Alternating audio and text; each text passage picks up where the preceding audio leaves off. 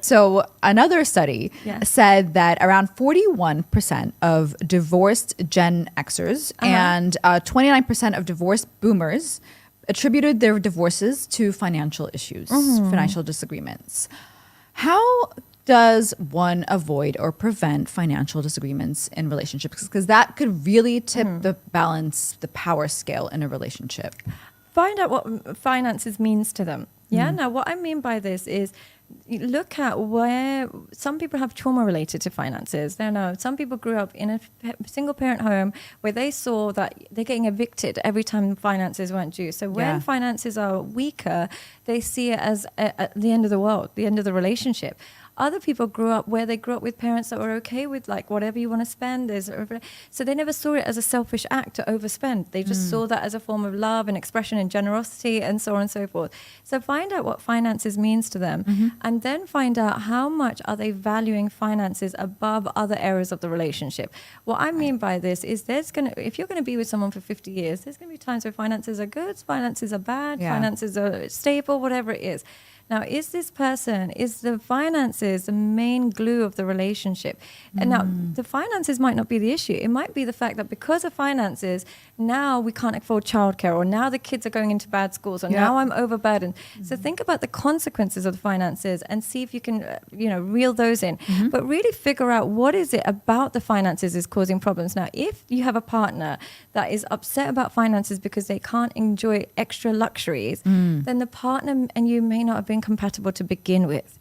But if they're upset because the finances is now meaning that they're overwhelmed, they can't look after themselves, you can't have a sex life anymore because you're so drained with work, it's because the finances is spilling over into other areas of the relationship.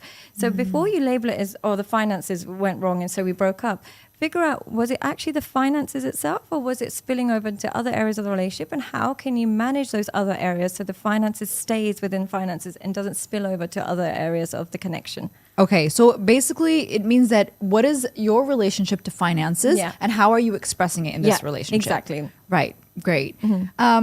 There's a saying that people say, which is like, for a female, it's like, my money is my money, and your money is our money. My money is my money. Honey. What do you think of that statement? I see nothing. I'm Muslim, so we were raised to believe that. Yeah, so it's very much like, the woman's money is her money and his money is her. But here's what I think is the problem with that mentality. It totally makes sense, but at the same time, we have to then compensate through other areas. It's not a one-way street. It shouldn't be unilateral. That money is all mine and you do nothing. Now, the main problem I find in Dubai, the main problem I have amongst clients in Dubai is the man is providing very well financially. Dubai, praise be to God, is a place where if you want to make a lot of money, you can. It's totally up to you. How much money you make, I don't mean to be ignorant because it does depend on your background and stuff, 100%. but generally speaking, you can make a lot of money. So the men create a lifestyle where women don't have to work, no worries, and she gets all the money, no worries. The problem becomes where he makes her life very easy in the form of nannies, daycare, drivers, someone to cook. And she doesn't do anything to make his life easier. So there is no cooking for him anymore. There is no checking if he's hungry or if he's slept or if he's tired. There's no checking in.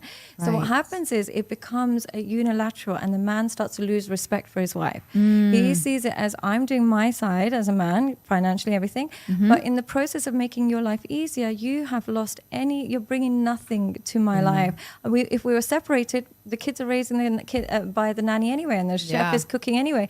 So you're not doing anything that's specifically for me. So I no longer feel seen and heard, and I lose attraction to a woman that's not doing anything all day. So that's where the problem comes, because what happens is the women have that easy life. They don't do much with their day, and when they come back, and the man, not only is she not nothing. Not only is she not nurturing him, but she's not able to intellectually stimulate him either.